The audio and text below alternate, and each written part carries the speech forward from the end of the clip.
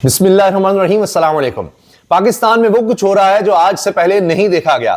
तारीख में हमें इसकी मिसाल नहीं मिलती कि प्रोफेशनल्स के इलेक्शन हो और वहां पर किसी एक शख्स के, एक ऐसा शख्स जो सियासत में है, उसके नाम पर वोट लेकर इलेक्शन भी जीते जाएं। जनाब, वुकला के इलेक्शंस में अब नाम चल रहा है खान का। इमरान खान के हिमायती याफ्ता सदारती उम्मीदवार की लाहौर बार एसोसिएशन के इंतखाबात में कामयाबी पर वुकला की इमरान खान तेरे जानिसार बेशुमार बेशुमार की नारेबाजी, इमरान तेरे जानिसार बेशुमार बेशुमार, ये नारे लगाए हैं वुकला ने। अब होता यह था कि वुकला की तंजीमें किसी एक तरफ, किसी एक जमात की तरफ ज्यादा झुकाव नहीं दिखाती थी और कहती थी कि जी फलां जमात भी हमारे साथ है, फलां भी, या वुकला के धड़े होते थे। मगर अब यह है कि एक धड़ा हुकूमत का हिमायती याफ्ता, उसमें जितनी जमातें हैं हुकूमत की वो सब नजर आती हैं, और वैसे भी दिगर वुकला को भी साथ जोड़ा जाता है कि जो कहते हैं जी हम सियासत में नहीं है, यानी किसी सियासी जमात के साथ नहीं है।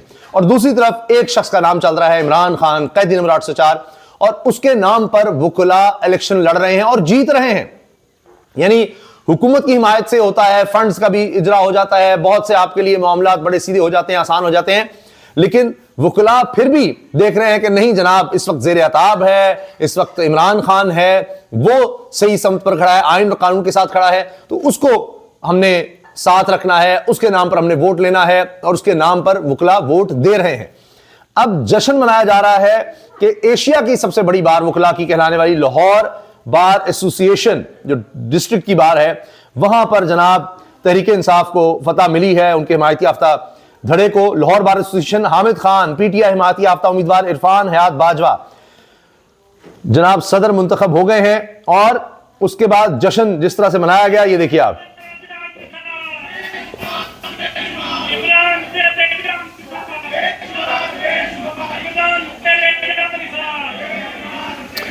इमरान तेरे जानिसार बेशुमार बेशुमार बेशुमार वुकला, ये नारे लगा रहे हैं।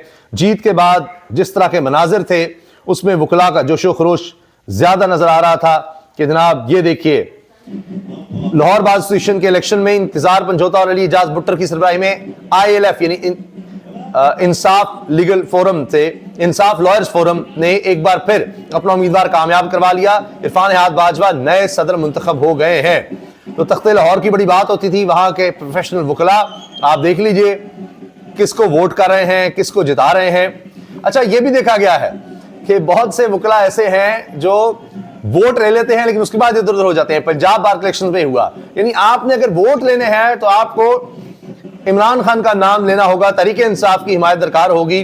ज्यादातर वुकला इस चीज पर ही वोट लेते हैं, मगर बाद में कोई इधर उधर से उधर हो जाए तो वो एक अलग कहानी है।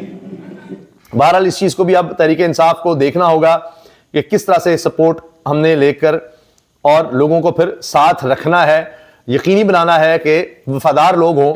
ये देखिए आप, ये जीत के बाद किस तरह से जश्न मनाया जा रहा है वुकला की तरफ से। ये ले जी, कैदी नंबर 804 के नारे लगे हैं, वुकला की बड़ी तादाद आपको नजर आ रही है।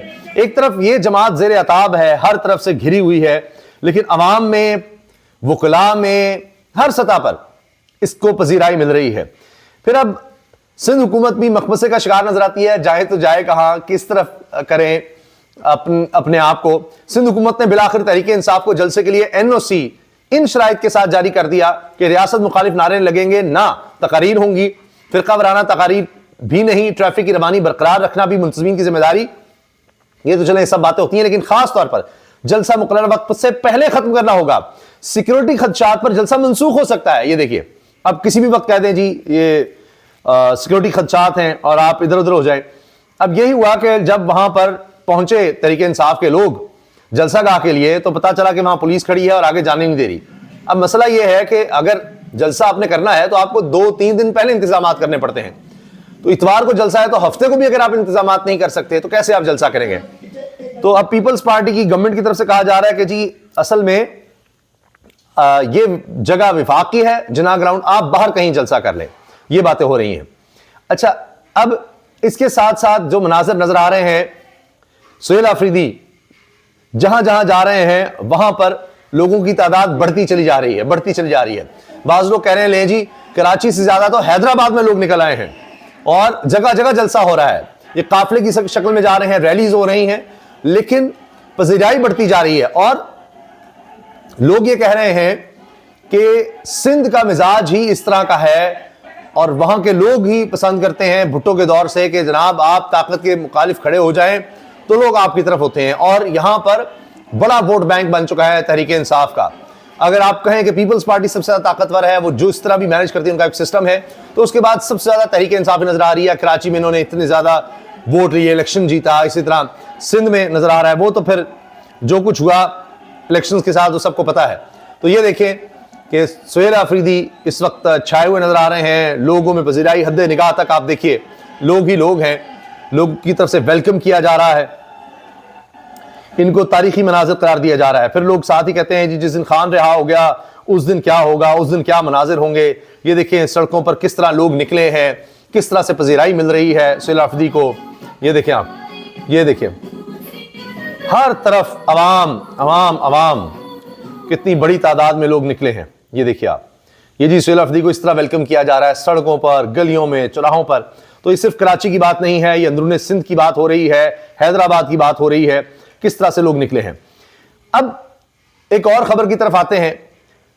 सीनियर सहाफी मोहम्मद मालिक साहब ने कहा कि जी इस हुकूमत को 5-6 माह दे दिए गए हैं कि जी आपने कुछ बड़ा करके दिखाना है, माशी सतह पर आपने कोई रिफॉर्म्स वाज़ेह करके दिखानी है, वरना फिर 5-6 माह बाद आप नहीं होंगे। इस पर अब कई सीनियर सहाफी तरदीद करने लग गए हैं। अब मालिक साहब भी मौजूद थे और साथ अंसार अब्बासी साहब शहजाद बगल प्रोग्राम में।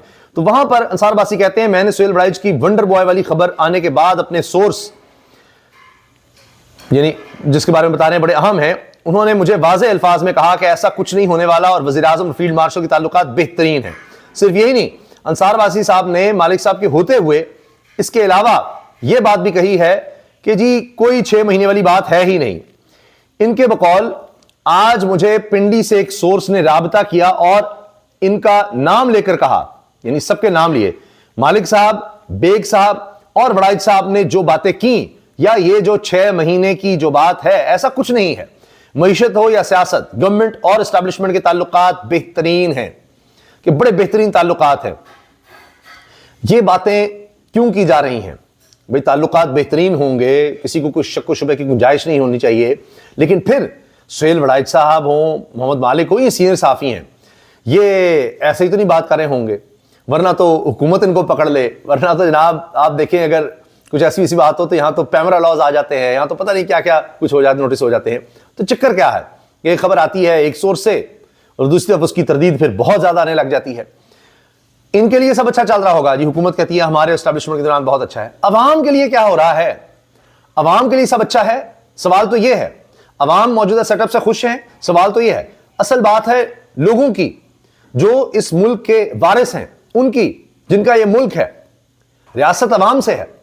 तो उस रियासत के रहने वाले, जो असल रियासत है वो अवाम से होती है ना, वरना तो एक खित्ता है, एक इलाका है, एक जुराफिया है, एक जमीन का टुकड़ा है।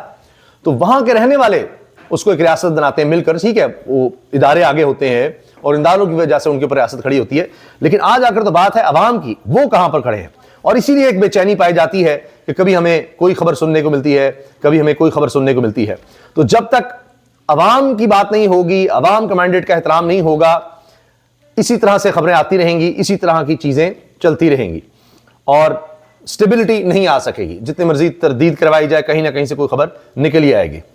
देखिए अवाम किस तरफ खड़े हैं, ये मनाजिर उसकी वाज़े एक तस्वीर है कि पता चल रहा है कि लोग किस तरफ हैं। तो लोगों के मैंडेट को मानेंगे तो फिर ही जनाब मुल्क में स्टेबिलिटी आएगी। इजाजत दीजिए, अल्लाह हाफिज।